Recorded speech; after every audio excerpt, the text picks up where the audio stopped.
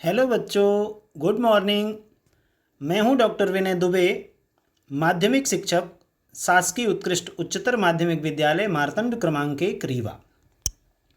आज हम जिस विषय पर बात करने चल रहे हैं वह है कक्षा 9वीं का विज्ञान, अध्याय 4 परमाणु संरचना और उसका भाग 4। आज के इस वीडियो सत्र में हम अध्ययन करेंगे तत्वों की संयोजकता, परमाणु संख्या तथा द्रव्यमान संख्या, समस्थानिक और समस्थानिकों के उपयोग, विभिन्न तत्वों के समभारिक। तो आइए प्रारंभ करते हैं हम आज का अपना सत्र। यह देखा गया था कि जिन तत्वों के परमाणुओं के बाह्यतम कक्ष पूर्ण रूप से 8 इलेक्ट्रॉनों से भरे रहते हैं वे रासायनिक रूप से सक्रिय नहीं होते। दूसरे शब्दों में ऐसे तत्वों की संयोजन शक्ति या संयोजकता शून्य होती है। इन्हें अक्रिय गैस तत्व कहा गया और इन अक्रिय गैस तत्वों में से हीलियम परमाणु के बाह्यतम कक्ष में 2 इलेक्ट्रॉन होते हैं। शेष अन्य सभी अक्रिय गैस तत्वों के बाह्यतम कोश में 8 इलेक्ट्रॉन होते हैं। 8 इलेक्ट्रॉन वाले सबसे बाह्यतम कोश को स्थायी अष्टक कहा जाता है। आइए हम इन अक्रिय गैस तत्वों का इलेक्ट्रॉनिक विन्यास देखते हैं। हीलियम परमाणु क्रमांक 2, इलेक्ट्रॉनिक विन्यास 2। नियान परमाणु क्रमांक 10, इलेक्ट्रॉनिक विन्यास 2 और 8। आर्गन परमाणु क्रमांक 18, इलेक्ट्रॉनिक विन्यास 2, 8, 8। क्रिप्टॉन परमाणु क्रमांक 36, इलेक्ट्रॉनिक विन्यास 2, 8, 18 और 8। जीनान परमाणु क्रमांक 54, इलेक्ट्रॉनिक विन्यास 2, 8, 18, 18 और 8। रेडान परमाणु क्रमांक 86, इलेक्ट्रॉनिक विन्यास 2, 8, 18, 32, 18 और 8। यहाँ स्पष्ट देख सकते हैं कि केवल हीलियम के बाह्यतम कोश में 2 इलेक्ट्रॉन हैं। शेष सभी अक्रिय गैसों के बाह्यतम कोश में 8 इलेक्ट्रॉन उपस्थित हैं और यही स्थायी अष्टक विन्यास होने के कारण ही ये सभी तत्व एक परमाणु के रूप में स्थायी रहते हैं, सामान्यतया निष्क्रिय होते हैं, किसी अन्य तत्व से क्रिया नहीं करते। सभी तत्वों के परमाणु अपने बाह्यतम कोश में, अपने अंतिम कक्ष में निकटस्थ अक्रिय गैस के समान अष्टक प्राप्त करने के लिए क्रिया करते हैं। आपस में इलेक्ट्रॉनों की साझेदारी करने, उनको ग्रहण करने या उनका त्याग करने से तत्वों का अष्टक पूर्ण होता है। अर्थात तत्वों द्वारा अपने बाह्यतम कोश में अष्टक विन्यास पूर्ण करने की 3 विधियां प्रमुख हैं। पहला, कोई परमाणु 2 या 2 से अधिक इलेक्ट्रॉनों का साझा करके अपना अष्टक पूर्ण कर सकता है। दूसरा, अपने बाह्यतम कोश से 1 या 1 से अधिक इलेक्ट्रॉन त्याग सकता है। तीसरा, बाह्यतम कोश में 1 या 1 से अधिक इलेक्ट्रॉन ग्रहण कर सकता है। इन 3 में से किसी भी एक विधि के द्वारा प्रत्येक तत्व अपने बाह्यतम कोश में स्थायी अष्टक प्राप्त करने के लिए ही रासायनिक क्रिया करता है। परमाणु के बाह्यतम कक्ष में इलेक्ट्रॉनों के अष्टक बनाने के लिए जितनी संख्या में इलेक्ट्रॉनों की साझेदारी या आदान प्रदान होता है, स्थानांतरण होता है, वही उस तत्व की संयोजन शक्ति या संयोजकता कहलाती है। ये हो गई संयोजकता की परिभाषा। अब हमारे सामने प्रश्न उठता है कि संयोजकता कैसे ज्ञात करें।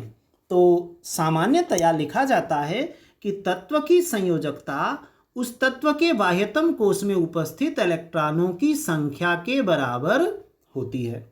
इस आधार पर आइए देखें कुछ तत्वों के इलेक्ट्रॉनिक विन्यास, जैसे हाइड्रोजन, लिथियम और सोडियम के परमाणुओं के बाह्यतम कोश में 1-1 इलेक्ट्रॉन है। हाइड्रोजन का इलेक्ट्रॉनिक विन्यास 1, लिथियम का परमाणु क्रमांक 3, इलेक्ट्रॉनिक विन्यास 2 और 1। यहां भी बाह्यतम कोश में 1 इलेक्ट्रॉन है। सोडियम का परमाणु क्रमांक 11 होता है, इलेक्ट्रॉनिक विन्यास 2, 8 और 1 है। यहां भी बाह्यतम कोश में 1 इलेक्ट्रॉन है। तो हम देख रहे हैं कि हाइड्रोजन, लिथियम और सोडियम, इन तीनों तत्वों के बाह्यतम कोश में 1 इलेक्ट्रॉन है। इस आधार पर कह सकते हैं कि इन तीनों तत्वों की संयोजकता 1 होगी। ठीक है, फिर चलिए, अब यदि आपके समझ में आई बात तो हम आपसे प्रश्न करते हैं कि क्या आप मैग्नीशियम और एल्यूमिनियम की संयोजकता बता पाएंगे। इसके लिए हमें इन दोनों तत्वों का इलेक्ट्रॉनिक विन्यास देखना होता है। आइए देखें, मैग्नीशियम का परमाणु क्रमांक 12, इलेक्ट्रॉनिक विन्यास 282। वहीं एल्यूमिनियम का परमाणु क्रमांक 13, इलेक्ट्रॉनिक विन्यास 2, 8 और 3 होता है। इस आधार पर मैग्नीशियम के बाह्यतम कोश में 2 इलेक्ट्रॉन तथा एल्यूमिनियम के बाह्यतम कोश में 3 इलेक्ट्रॉन हैं। अतः इन दोनों की संयोजकताएं क्रमशः 2 और 3 होंगी। ठीक है, आ गई बात समझ में। मैग्नीशियम के बाह्यतम कोश में 2 इलेक्ट्रॉन, संयोजकता 2। एल्यूमिनियम के बाह्यतम कोश में 3 इलेक्ट्रॉन, उसकी संयोजकता 3 होगी। यदि किसी परमाणु के बाह्यतम कक्ष में इलेक्ट्रॉनों की संख्या उसकी क्षमता के अनुसार लगभग पूरी है, अर्थात 8 के सन्निकट है, तब उस तत्व की संयोजकता एक दूसरे प्रकार से ज्ञात की जाती है। इसका सूत्र है कि तत्व की संयोजकता बराबर 8 माइनस तत्व के बाह्यतम कोश में उपस्थित इलेक्ट्रॉनों की संख्या। जैसे नाइट्रोजन का परमाणु क्रमांक 7, इलेक्ट्रॉनिक विन्यास 2 और 5। यहां बाह्यतम कोश में 5 इलेक्ट्रॉन हैं जो 8 के ज्यादा सन्निकट हैं। अतः नाइट्रोजन की संयोजकता 8 माइनस 5 बराबर 3 होगी। इसी प्रकार दूसरा तत्व ऑक्सीजन देख लीजिए। ऑक्सीजन का परमाणु क्रमांक 8 होता है, इसका इलेक्ट्रॉनिक विन्यास है 2 और 6। बाह्यतम कोश में ये 6 इलेक्ट्रॉन दिख रहे हैं और 6 इलेक्ट्रॉन भी 8 के सन्निकट हैं। अतः इसकी संयोजकता 8 माइनस 6 बराबर 2 होगी। तीसरा तत्व देखिए, फ्लोरीन परमाणु क्रमांक 9। इसका इलेक्ट्रॉनिक विन्यास होता है 2 और 7। बाह्यतम कोश में 7 इलेक्ट्रॉन हैं जो लगभग पूर्ण होने की कंडीशन में है, 8 के बहुत नजदीक है। इसकी संयोजकता होगी 8 माइनस 7 बराबर 1। इस प्रकार हम समझ सकते हैं कि जिन जिन तत्वों के बाह्यतम कोश में 5 इलेक्ट्रॉन, 6 इलेक्ट्रॉन या 7 इलेक्ट्रॉन होंगे, उन सभी तत्वों की संयोजकता 8 माइनस संयोजी इलेक्ट्रॉनों की संख्या से निकाली जाएगी। और जिनके बाह्यतम कोश में इलेक्ट्रॉनों की संख्या 1, 2, 3 या 4 होती है, उनकी संयोजकता बाह्यतम कोश में उपस्थित इलेक्ट्रॉनों की संख्या के बराबर होती है। ठीक है, अब हम चलेंगे अपने अगले शीर्षक पर, जिसका का नाम है परमाणु संख्या या परमाणु क्रमांक। हम जानते हैं कि परमाणु के नाभिक में प्रोटॉन विद्यमान होते हैं। एक परमाणु में उपस्थित प्रोटॉनों की संख्या उसकी परमाणु संख्या को व्यक्त करती है। वास्तव में तत्वों को उनके परमाणु में विद्यमान प्रोटॉनों की संख्या से परिभाषित किया जाता है। यह महत्वपूर्ण बिंदु है। और परमाणु संख्या को Z से प्रदर्शित करते हैं। किसी तत्व के सभी समस्थानिकों की परमाणु संख्या समान होती है। तब उदाहरण के लिए देख लें कि हाइड्रोजन का परमाणु क्रमांक 1 है। इसका अर्थ कि हाइड्रोजन परमाणु के नाभिक में केवल 1 प्रोटॉन होता है। इसी प्रकार कार्बन का परमाणु क्रमांक 6 है, अर्थात कार्बन परमाणु के नाभिक में कुल 6 प्रोटॉन होते हैं। इस आधार पर हम कह सकते हैं कि किसी तत्व परमाणु के नाभिक में उपस्थित प्रोटॉनों की कुल संख्या को उसकी परमाणु संख्या कहते हैं। यह परमाणु संख्या की परिभाषा होगी। फिर दूसरी हेडिंग है हमारी द्रव्यमान संख्या। तो आइए जानें द्रव्यमान संख्या क्या होती है। किसी परमाणु का द्रव्यमान उसमें विद्यमान प्रोटॉनों और न्यूट्रॉनों के द्रव्यमान के कारण होता है, क्योंकि यही दो कण द्रव्यमान युक्त होते हैं। ये कण परमाणु के नाभिक में विद्यमान रहते हैं, इसी कारण इन्हें न्यूक्लियन के नाम से भी जाना जाता है। परमाणु का लगभग संपूर्ण द्रव्यमान उसके नाभिक में संचित होता है, अतः कह सकते हैं कि किसी परमाणु के नाभिक में उपस्थित प्रोटॉनों और न्यूट्रॉनों की संख्या के योग को द्रव्यमान संख्या कहेंगे। इस प्रकार हम द्रव्यमान संख्या को ऐसे परिभाषित कर सकते हैं, किसी परमाणु के नाभिक में उपस्थित प्रोटॉनों तथा न्यूट्रॉनों की संख्या के योग को द्रव्यमान संख्या कहेंगे। दूसरे शब्दों में कह सकते हैं कि किसी परमाणु के नाभिक में उपस्थित कुल न्यूक्लियनों की संख्या को उसका परमाणु द्रव्यमान या द्रव्यमान संख्या कहेंगे। जैसे उदाहरण के लिए बात करें तो कार्बन का परमाणु द्रव्यमान 12 AMU है, क्योंकि इसमें 6 प्रोटॉन और 6 न्यूट्रॉन होते हैं।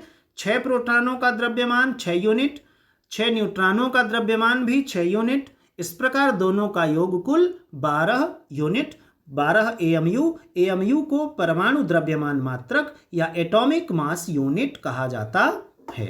इसी प्रकार एल्यूमिनियम का परमाणु द्रव्यमान 27 AMU है। इसमें 13 प्रोटॉन और 14 न्यूट्रॉन होते हैं। 13 प्रोटॉनों का द्रव्यमान 13 यूनिट, 14 न्यूट्रॉनों का द्रव्यमान 14 यूनिट और दोनों का योग 27 यूनिट, जिसे 27 AMU कहा जाता है, एटॉमिक मास यूनिट या परमाणु द्रव्यमान मात्रक। किसी भी परमाणु को दर्शाने के लिए परमाणु संख्या, द्रव्यमान संख्या और तत्व के संकेत को कुछ इस प्रकार लिखा जाता है। आगे जब तत्व के संकेत हम देखेंगे तो अधिकांश स्थानों पर कुछ इस प्रकार लिखा रहेगा। तत्व का संकेत, जैसे यहां पर N लिखा है, ये नाइट्रोजन है। इसका परमाणु क्रमांक नीचे बाईं ओर लिखा रहता है, परमाणु क्रमांक 7 होता है, और नाइट्रोजन का यह परमाणु द्रव्यमान ऊपर लिखा है 14।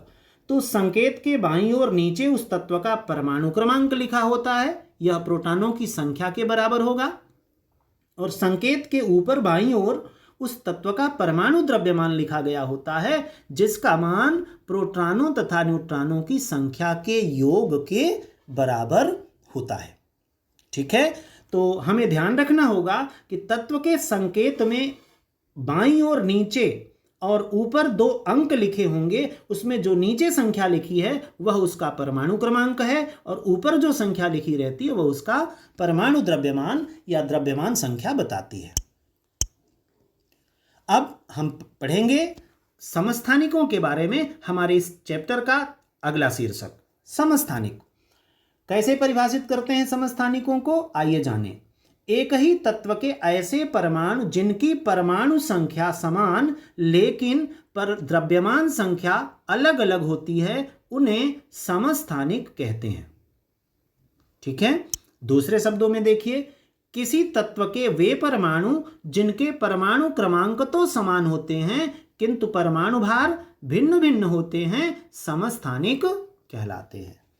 ठीक है, इस प्रकार हम समस्थानिकों की परिभाषा जान जाएंगे। अब इसके पश्चात जानेंगे समस्थानिकों की कुछ विशेषताएं। पहला, समस्थानिकों के प्रत्येक परमाणु में प्रोटॉनों की संख्या समान होती है, इसी कारण इनके परमाणु क्रमांक समान होते हैं, किंतु इनमें न्यूट्रॉनों की संख्या अलग अलग होने के कारण इनके परमाणु भार में परिवर्तन हो जाता है। दूसरी विशेष बात कि समस्थानिकों के भौतिक गुण भिन्न किंतु रासायनिक गुण समान होते हैं। जैसे उदाहरण के बतौर देखें, हाइड्रोजन के 3 समस्थानिक ज्ञात हैं।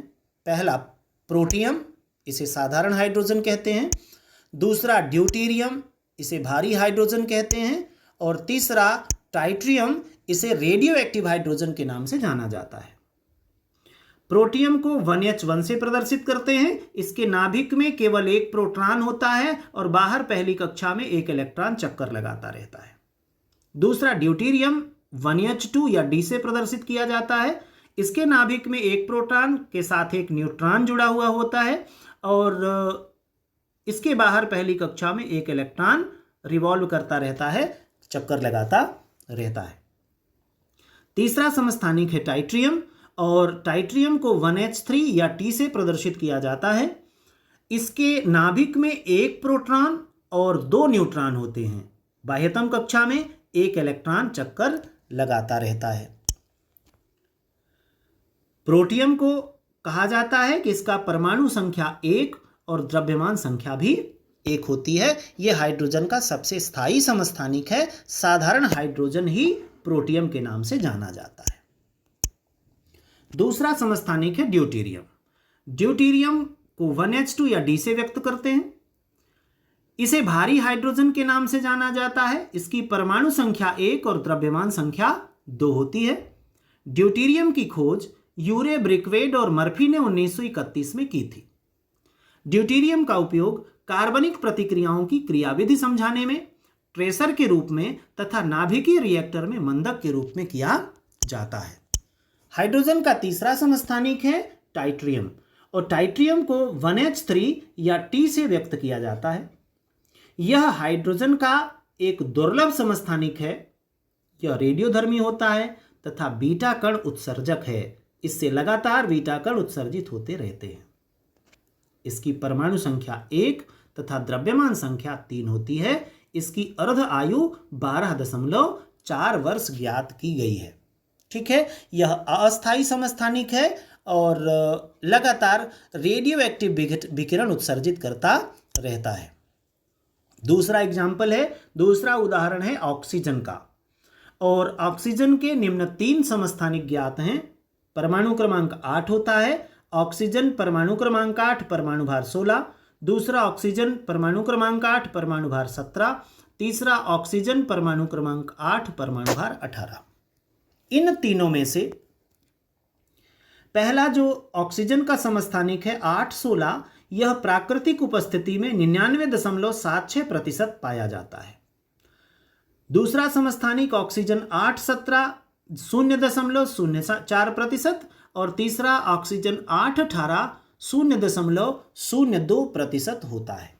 इसमें तीनों समस्थानिक स्थायी हैं, किंतु ऑक्सीजन 8-18 रेडियो एक्टिव होता है। इसमें कुछ रेडियोधर्मी गुण पाए जाते हैं। तीसरा एग्जाम्पल है क्लोरीन का। क्लोरीन के भी 3 समस्थानिक ज्ञात हैं। पहला क्लोरीन 1735, दूसरा क्लोरीन 1736 और तीसरा क्लोरीन 1737। लेकिन इनमें से पहला वाला क्लोरीन परमाणु क्रमांक 17 परमाणु भार 35 प्राकृतिक उपस्थिति के अनुसार 75.77% होता है, और तीसरा वाला क्लोरीन परमाणु क्रमांक 17 परमाणु भार 37 24.23% उपलब्ध रहता है। बीच वाला क्लोरीन 17 और परमाणु भार 36 जो समस्थानिक है, यह कास्मोजेनिक और एंथ्रोपोजेनिक होता है, अस्थायी होता है। इससे लगातार रेडियो एक्टिव विघटन होता रहता है। इसकी अर्धायु 3,01,000 वर्ष ज्ञात की गई है। ये हुए क्लोरीन के 3 समस्थानिक। प्रायः पुस्तकों में अस्थायी वाले इस बीच के समस्थानिक की बातचीत नहीं की जाती। केवल पहला वाला क्लोरीन 1735 और क्लोरीन 1737 पर चर्चा होती है। इन्हीं दोनों के आधार पर क्लोरीन के औसत परमाणु भार की गणना भी की जाती है। अब हम देखेंगे समस्थानिकों के कुछ अनुप्रयोग। कुछ समस्थानिकों के विशेष गुण होते हैं जिनका उपयोग हम विभिन्न क्षेत्रों में करते हैं। उनमें से कुछ निम्न हैं। यूरेनियम का एक समस्थानिक परमाणु भट्टी में ईंधन के रूप में प्रयुक्त किया जाता है, जिसे यूरेनियम 92 परमाणु भार 237 कहते हैं। समस्थानिकों में कैंसर के उपचार में कोबाल्ट के समस्थानिक का उपयोग होता है। इसी प्रकार घेंघा रोग के इलाज में आयोडीन के समस्थानिक का उपयोग होता है। अब हमें देखना है संभारिक। संभारिक भिन्न तत्वों के ऐसे परमाणु होते हैं जिनकी द्रव्यमान संख्या समान किंतु परमाणु संख्या भिन्न होती है, उन्हें संभारिक कहते हैं। संभारिकों में प्रोटॉनों की संख्या भिन्न किंतु कुल न्यूक्लियनों की संख्या समान होती है। जैसे पहला युग्म है कार्बन परमाणु क्रमांक 6 परमाणु भार 14 का और नाइट्रोजन परमाणु क्रमांक 7 परमाणु भार 14। यहाँ आप देख रहे हैं कि कार्बन और नाइट्रोजन दोनों के परमाणु क्रमांक भिन्न हैं किंतु परमाणु भार समान है, अतः ये युग्म समभारिक होंगे, समभारिक कहलाएंगे। तो कार्बन 614 और नाइट्रोजन 714 एक दूसरे के समभारिक होते हैं। आइए दूसरे एग्जाम्पल पर देखें। तो यहाँ आर्गन परमाणु क्रमांक 18, पोटेशियम परमाणु क्रमांक 19 और कैल्शियम परमाणु क्रमांक 20 लिए गए हैं। इन तीन तत्वों के तीनों के परमाणु भार क्रमशः 40, 40 और 40 हैं। स्पष्ट है तीनों के परमाणु क्रमांक भिन्न हैं और परमाणु द्रव्यमान समान हैं, अर्थात यह तीनों आर्गन, पोटेशियम और कैल्शियम भी एक दूसरे के समभारिक होंगे। अब हमें देखना है समस्थानिक और समभारिक में अंतर। तो चलो बच्चों तैयार हो जाओ समस्थानिक और समभारिक में अंतर पढ़ने के लिए। पहला अंतर है समस्थानिक में कि परमाणु क्रमांक समान और परमाणु भार भिन्न होता है, जबकि समभारिक में परमाणु भार समान, परमाणु क्रमांक भिन्न होता है। इधर समस्थानिकों के रासायनिक गुण समान होते हैं, समभारिकों के रासायनिक गुण भिन्न होते हैं। समस्थानिकों को आवर्त सारणी में एक ही स्थान पर रखा जाता है क्योंकि इनके परमाणु क्रमांक समान होते हैं, जबकि आवर्त सारणी में समभारिकों को अलग अलग स्थान में रखा जाता है क्योंकि इनके परमाणु क्रमांक भिन्न भिन्न होते हैं। ठीक है, आइए चौथा अंतर है समस्थानिकों में प्रोटॉनों की संख्या बराबर होती है, जबकि समभारिकों में प्रोटॉन की संख्या बराबर नहीं होती। समस्थानिकों में इलेक्ट्रॉनों की संख्या समान होती है, जबकि समभारिकों में इलेक्ट्रॉनों की संख्या अलग अलग होती है। और अंतिम अंतर है समस्थानिकों का इलेक्ट्रॉनिक विन्यास समान होता है, जबकि समभारिकों का इलेक्ट्रॉनिक विन्यास भिन्न भिन्न होता है। ये हुए समस्थानिक और समभारिक में अंतर। अब एक बार हमें क्विक रिवीजन करना है और देखना है कि हमने अभी तक क्या सीखा। पहली बात, उत्कृष्ट गैस तत्वों की अक्रियता का प्रमुख कारण इनका स्थायी अष्टक विन्यास है। संयोजकता किसी परमाणु की संयोजन शक्ति होती है। तीसरा, परमाणु की द्रव्यमान संख्या केंद्रक में विद्यमान न्यूक्लियनों की संख्या के बराबर होती है। चौथा, समस्थानिक एक ही तत्व के परमाणु हैं जिनकी द्रव्यमान संख्याएं भिन्न भिन्न होती हैं। पांचवा, तत्वों को उनके प्रोटॉनों की संख्या के आधार पर परिभाषित किया जा सकता है। और छठवां, समभारिक वे परमाणु हैं जिनकी द्रव्यमान संख्या समान लेकिन परमाणु संख्या भिन्न भिन्न होती है। अब बारी आती है महत्वपूर्ण प्रश्नावली की। पहला प्रश्न है समस्थानिक और समभारिक के किसी युग्म का इलेक्ट्रॉनिक विन्यास लिखिए। ये आप सभी के लिए प्रश्न है और ऊपर वीडियो में पढ़े हुए उदाहरणों में से किन्हीं भी दो युग्मों का इलेक्ट्रॉनिक विन्यास, उनके नाम और संकेत आप आसानी से लिखेंगे। दूसरा प्रश्न है यदि तत्व का परमाणु क्रमांक Z बराबर 3 हो तो उसकी संयोजकता क्या होगी। तत्व का नाम भी लिखिए। तो परमाणु क्रमांक 3 वाले तत्व का नाम होता है लिथियम। परमाणु क्रमांक 3, इसका इलेक्ट्रॉनिक विन्यास होता है 2 और 1। बाह्यतम कोश में 1 इलेक्ट्रॉन है, अतः इसकी संयोजकता 1 होगी। तीसरा एक प्रश्न है कि यक्स और वाई दो स्पीसीज हैं जिनकी द्रव्यमान संख्या समान है, इन दोनों में क्या संबंध होगा। तो हमने जैसा पढ़ा है कि ऐसे परमाणु जिनकी द्रव्यमान संख्या समान होती है वो एक दूसरे के समभारिक कहलाते हैं, अतः यहाँ यक्स और वाई एक दूसरे के समभारिक होंगे। धन्यवाद आप सभी का। नमस्कार।